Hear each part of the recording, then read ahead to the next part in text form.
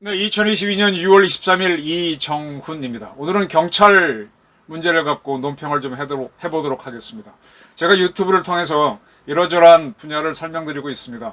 근데 저도 잘하는 분야가 있고 못하는 분야가 있습니다. 아예 손도 안 대는 분야도 있습니다. 경제라든지 이쪽은 여간에선 들어가지 않죠. 문화과학도 안 들어갑니다. 문화도 안 들어갑니다. 또 제가 잘하는 분야라고 하더라도 정보가 없으면은 저도 논평에서 틀릴 수가 있습니다. 근데 제가 그럼에도 불구하고 유튜브를 하는 거는 평생 정보를 얻는 직업을 해왔고, 또 특정 분야에서는 나름대로는 빠르게 이제 분석할 수 있다는 것 때문에 하는 건데, 제가 하는 것 중에서도 틀릴 수도 있고 맞을 수도 있고, 또 이 방송 보시는 분들 생각과 같을 수도 있고 마음에 안 들 수도 있습니다. 저 역시 틀릴 수 있다는 걸 전제를 하시고 편하게 들어주시기 바랍니다. 오늘은 경찰청 인사가 왔다 갔다 한 그거를 분석을 좀 해보겠습니다. 제목은 족보에 없는 치안정책관에게 이번 사태의 책임을 물을 것이냐, 치안정책관이란 단어의 자리에 주목해 주시기 바랍니다. 치안감 인사 번복, 경찰국 신설로 가나. 네, 이게 부제입니다. 사건은 이렇게 되죠. 21일 날 오후 7시 14분 경찰청 내부통신망이죠. 치안감 인사가 떴습니다. 28명의 치안감 보직을 밝히는 인사가 떴습니다. 치안감이라고 하면 군대로 얘기하면 투스타, 소장입니다. 경찰에서는 경무관이 별 하나, 별 둘이 치안감, 그 위에 별 셋이 치안정감, 그 위가 치안총감, 경찰청장이 됩니다. 상당히 고위직이죠. 근데 2시간이 지난 9시 한 15분경쯤에 7명의 보직이 바뀌는 새로운 명단이 발표됐습니다. 이게 뭐야? 이게 이제 뉴스가 떴죠. 그리고 이제 만 하루가 지나고 둘째 날이 된 23일, 오늘 윤 대통령이 출근을 하다가 왜 치안감 인사가 번복됐냐라는 질문이 나오니까 나도 기사를 보고 알았다. 알아봤더니 어이가 없는 일이 벌어졌다. 경찰청이 이 치안감 인사를 자기네들이 하죠. 해갖고 행정안전부에 이렇게 인사를 하겠습니다. 이 사람들을 진급시키겠습니다 하고 추천합니다. 그 추천한 안이 그 후에 바뀔 수도 있죠. 근데 그 추천안을 확정된 것처럼 고시했다. 이렇게 추천을 하게 되면 그게 이제 행안부의 제청을 거쳐가지고 행안부 장관이 제청을 하게 되면 대통령이 이제 결재를 하죠. 그래서 이제 제청을 하는 과정에서 행안부가 자기 의견을 넣을 수 있는데, 이건 좀 다시 해달라, 이렇게 인사를, 이런 식으로. 그 과정 없는 거죠.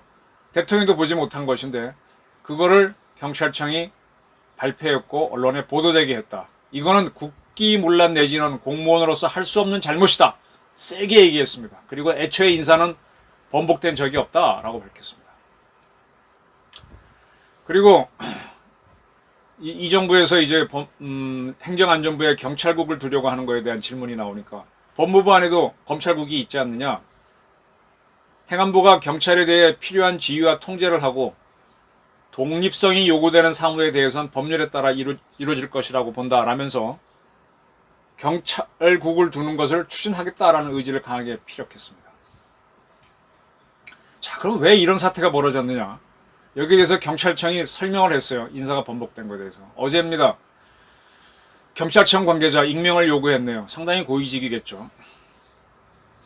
행안부에 파견되어 있는 치안정책관이 최종 확정된 안이 아닌 치안감 인사 명단을 보내왔고 그걸 내부통신망에 올렸던 것이다.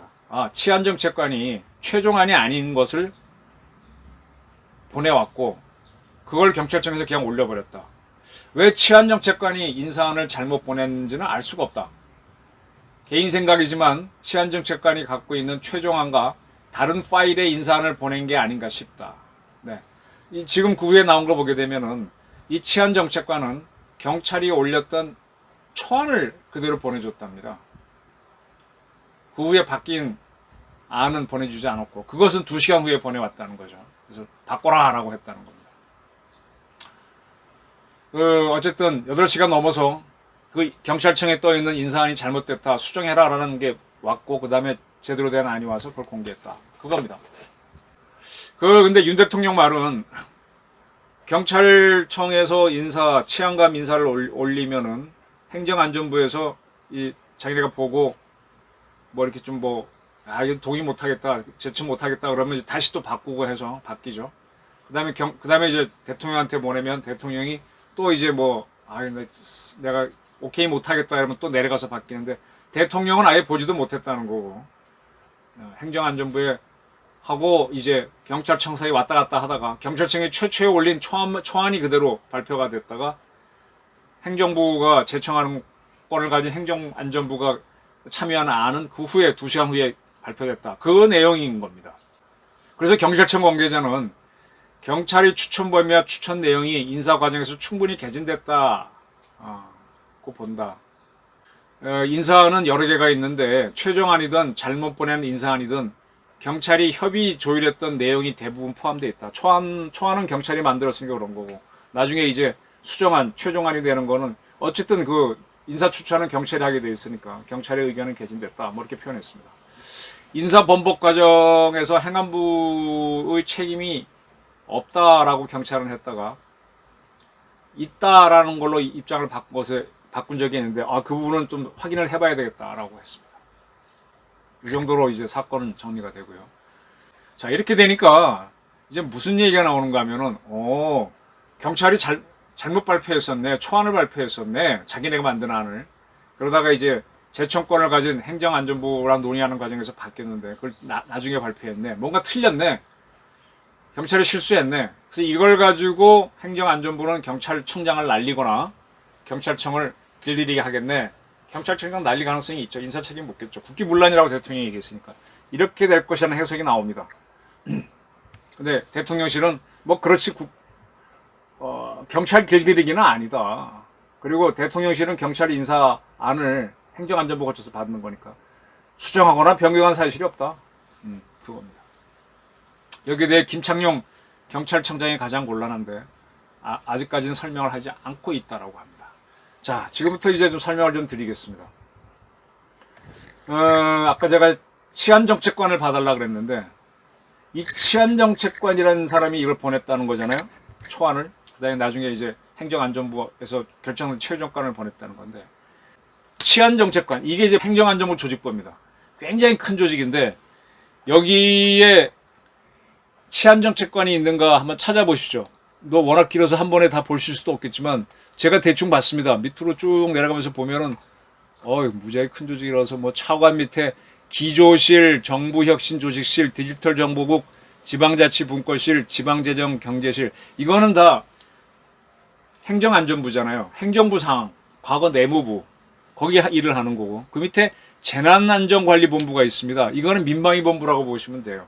소방보다 더 큰 거. 소방은 불을 끄는 거고 재난을 막는 건데 그 외에 여러 가지 재난들이 있잖아요. 그걸 종합 대응하는 것이 재난안전관리본부입니다. 여기에는 경찰과 관련된 조직이 없어요. 경찰과 관련된 조직은 행정안전부 외청인 경찰청에 다 있습니다. 자, 치안정책관은 이 표 어디 소속기관 임시조직 어디에도 없다라는 걸 제가 설명드리겠습니다. 자, 그러면 그 다음으로 보실 거는 이게 경찰청 조직도입니다. 경찰청 조직도도 쭉 보시면요. 이것도 상당히 커서 한눈에 다 보실지 모르겠는데 경찰에 이제 여러 있죠. 대변인, 감사관, 기조조정관 쭉 있는데 여기 어디에도 치안정책관은 없습니다. 제가 아까 제목에서 치안정책관은 족보에 없는 자리다 그랬는데 이 치안정책관 계급은 별 하나입니다. 꽤 높은 자리입니다. 경무관입니다. 경무관이 혼자 가지 않고 경무관 밑에는 총경, 그 다음에 경정, 경감이 있는데 그런 하위 직원들 몇 사람을 데려가서 일을 하고 있습니다. 행정안전부 안에서. 근데 그 사람 그 치안정책관이라는 자리는 행정안전부 조직에도 없고 경찰청 조직에도 없습니다. 이게 유령 조직입니다. 분명히 경찰청에서는 치안정책관 딱 발령을 내리는 임명장을 줍니다. 근데 행정안전부에는 그런 자리가 없고 경찰청에도 그런 자리가 없어요. 경찰청이 그냥 파견 처리만 돼 있죠. 어디로 소속을 했으려나 경무국 소속으로 했으려나 그 정도로 해놓고 누구도 잘 아는 사람이 없어요. 근데 이런 식으로 파견한 자리가 굉장히 많아요. 이제 숨진 박원순 시장이 서울시장 할 때 자기 밑에 경감, 이 왕무궁화 두 개, 중간무궁화 두 개 하는 사람이 이제 와 있었는데 경찰에. 그건 왜냐하면 서울지방경찰청하고 서울시청하고 서로 협의해서 경찰에서 중견 간부를 파견했던 거예요. 시장한테. 그래서 뭐 시장이 경찰하고 협조할 거 있으면 이 사람 통해서 하고 이렇게 했는데 이 제도를 박원순 시장이 없앴죠. 후임인 오세훈 시장도 신설하지 않아서 지금 그 자리도 없습니다. 그러면 경찰청은 외청인데 뭐 여러 가지 방법으로 할 수 있는데 연락관 같은 자리인 것 같아요. 치안정책관이. 근데 이거를 이렇게 근거 없이 파견해 놨다는 거죠.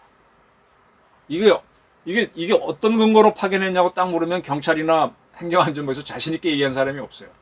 그럼 정리하면 이 치안정책관이 행정안전부의 무슨 뭐 기획조정관 같은 자리였으면 그 사람이 통보하는 거는 경찰청에서 사실로 봐야 되는데 연락관 같은 사람이 보내온 거거든. 근데 그걸 경찰청에서 받아가지고 공개했을까?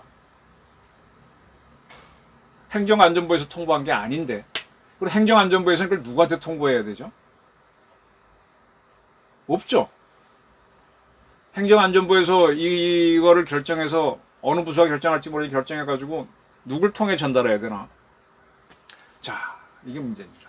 이게 문제였습니다. 자, 우리 경찰에 대한 설명을 간단하게 해드리겠습니다. 이 고대 국가 군주정을 할 때는 사실은 경찰이 일반 행정의 전부 다였다고 해도 과언이 아닙니다.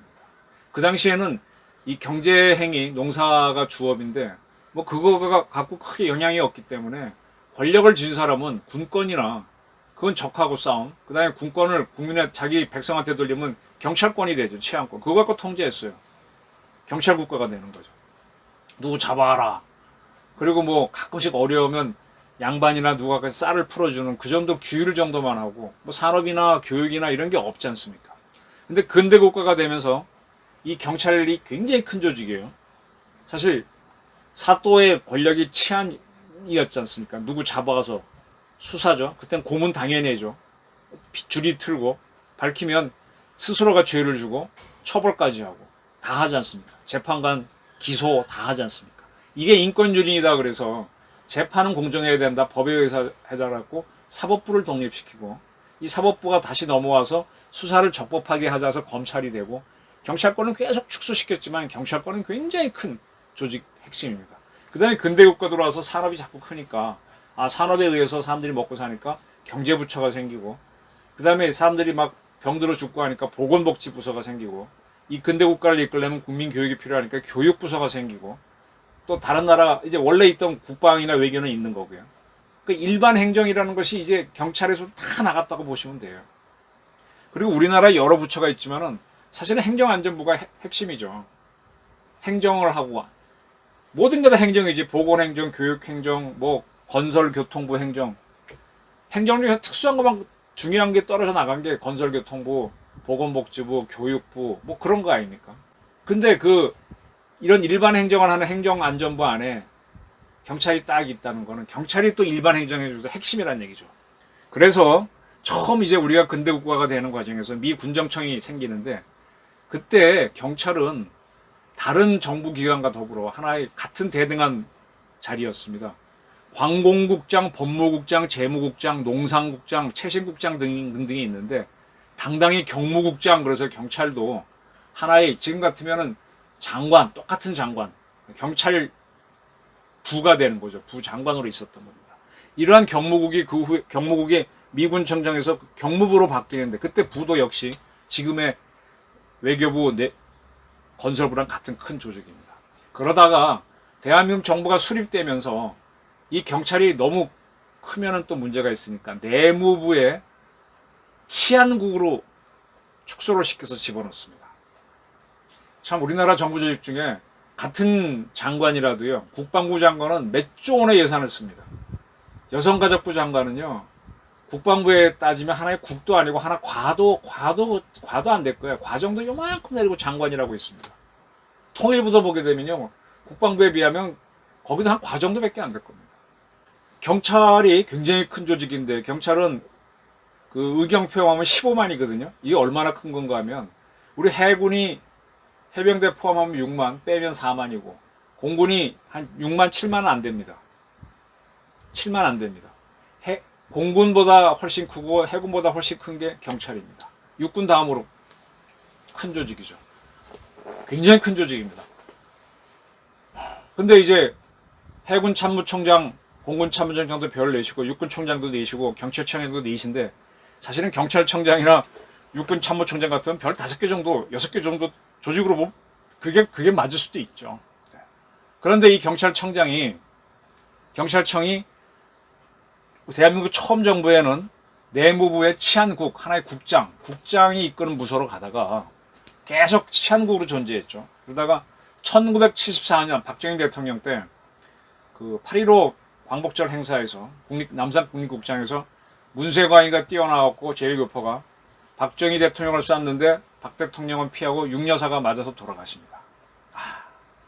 그때 국내 안전을 담당하는 게 경찰인데 경찰이 이제 많이 혼났죠. 그래서 경찰을 좀 키우고 원래 큰 조직이니까 사기를 올려주자 그래서 국에서 본부로 올려서 치안본부가 됩니다. 내무부 치안본부. 경찰은 자기 조직에 비해서 너무 작은 옷을 입고 왔던 거예요. 그래서 치안본부로 74년부터 한 20년을 쭉 가다가 1991년에 그때가 이제 노태우 정부 때인데 노태우 정부가 민주화를 많이 했잖아요. 권위주의 정권을 끝내고 그러면서 여소야대 그래서 야당이 더 다수고 이게 여당이 소수인데 그걸 이제 민자당이라 그래서 김영삼당하고 합당해갖고 민자당이 또 거대 여당이 만들어 그렇게 갈 때입니다. 그래서 한참 민주화가 될 때 이 일본에서도 그런 문제가 있었는데 과거 일본 제국주의 일본 그러니까 1945년 패전하기 전에 일본에서는 정당 정치가 발달했었거든요. 처음엔 군벌에 의해서 지방에 의해서 번벌에 의해서 가다가 그 다음에 이제 정당 정치가 쭉 갈 때 이쪽 당이 이기면은 그때 뭐라 그랬나? 그때 내무부라 그랬나? 지금의 관방이죠. 우리의 행정안전부 장관을 바꾸면 그 밑에 경찰도 자기 사람 진급시켜가지고 이 경찰이 집권당의 하수인이 되는 거예요. 그래서 야당을 탄압해요. 또 정권이 바꾸면 이쪽을 탄압해요. 그래서 경찰이 왔다 갔다 해서 경찰의 힘은 굉장히 셌습니다. 권력자가 바로 불의해서 국민을 통제하니까. 그 경찰은 스스로 제국 경찰을 자부해갖고 한번 제가 이 방송에서 일본 제국 육군하고 일본 제국 경찰 저기 싸운 얘기도 말씀드렸는데 프라이드가 있었는데 이게 여야가 바뀌기만 하게 되면 왔다 갔다 합니다. 그래서 일본 경찰 간부들도 막 목이 잘리고 바뀌고 해서 정신을 못 차립니다. 그게 큰 문제였다가 일본이 패전하고 나서 새로운 나라, 지금 일본을 세울 때 경찰을 이 관방 밑에 두면 안 되겠구나 해서 총리 밑에 관방이 있지 않습니까? 총리 밑에 공안위원회, 우리로 하면 경찰위원회를 만듭니다.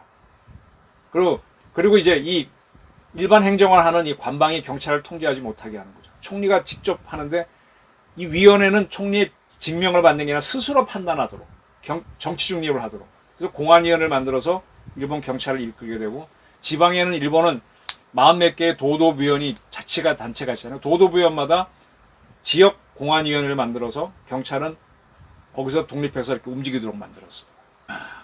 그랬는데 우리는 그럼 어떻게 하느냐? 우리는 91년도에 이 경찰이 그 전까지 민중의 지팡이라는 소리 많이 들었잖아요. 그래서 이걸 내무부로부터 독립시켜야 된다라고 해서 그때 민자당 그다음에 야당안이 있었는데 민자당안이 지금 얘기하면 날치기 통과되면서 경찰청이 독립하게 됩니다. 91년도 겁니다. 그래서 행정안전부에서는 경찰에 대한 거는 싹 경찰청으로 다 보내고 거기서 인사도 하고 예산도 짜도록 합니다. 때문에 경찰에 문제가 생기면은 경찰청장이 국회에 가서 답변합니다. 검찰은 검찰청으로 법무부 밑에 있지만 이 정치로부터의 독립 문제 때문에 검찰총장이 국회에 가서 답변하는 경우는 상당히 드뭅니다. 법무부 장관이 대신합니다. 근데 경찰은 행정안전부에서 경찰 업무를 싹 가져갔기 때문에 경찰에 문제가 있으면 행정안전부 장관이 국회 답변을 하는 게 아니라 직접 경찰청장이 해왔습니다. 자, 이렇게 해왔던 건데 근데 이제 우리도 그 다음에 경찰위원회를 만들어요. 일본의 공안위원회를 만드는데 어떤 차이가 있는가 하면은 일본은 총리는 그래도 객관적이라고 보고 총리 밑에 공안위원회인데 우리는 행정안전부 소속의 경찰위원회를 만듭니다. 근데 이 사람의 계급은 행정안전부 장관과 같은 장관은 장관급이에요. 근데 요 밑으로 됩니다. 그리고 일본의 공안위원회는 조직이 있어서 직접 경찰이 하는 걸 관리를 하는데 여기는 7명의 경찰위원만 있고 아무 하부 조직이 없어요. 그 중에 한 명만 상임이고 나머지는 위원장부터 전부 다 비상임입니다. 저 같은 사람도 어느 날 경찰위원이 되면은 차관급 인사로 비상임으로 가끔 회의나 가면 됩니다. 이렇다 보니까 이제 경찰을 누가 통제하느냐가 우리가 상당히 좀 애매했죠. 행정안전부 장관이 하느냐, 경찰위원회가 하고 있느냐, 아니면 총리는 허수아비가 대통령이 하느냐. 사실은 정부가 해왔습니다. 근데 이제 이 경찰의 이제 문재인 정부에서 또 쪼개죠. 수사경찰과 비수사경찰. 그래서 수사경찰은 국가수사본부로 떼어내고, 그 다음에 국가경찰을 둡니다. 또 국가경찰을 둘로 쪼개가지고, 국가경찰하고 지방경찰. 지방경찰은 자치경찰. 우리나라의 17개 시도에서 직접 하는. 그건 뭡니까? 이제 교통이라든지 도둑 잡는 거, 방범 이런 것들은 하고, 국가경찰은 그럼 국가경찰 수사는 그러니까 국가경찰은 사실 또 할 것도 없어요. 근데 계급은 제일 높아요.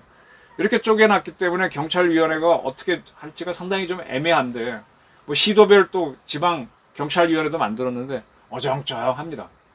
그런데 문재인 정권이 그렇게 만들어 놓고 나서 그 철험회를 주축으로 한 대통령 선거에 패한 다음에 민주당 급진 세력이 검수완박법안을 만들어서 오는 8월 1일부터게 되면은 대부분의 수사는 검찰이 못하고 경찰이 하게 돼 있습니다. 근데 경찰이 제대로 움직이지 않으면은 국내를 통제하기 힘들어지죠.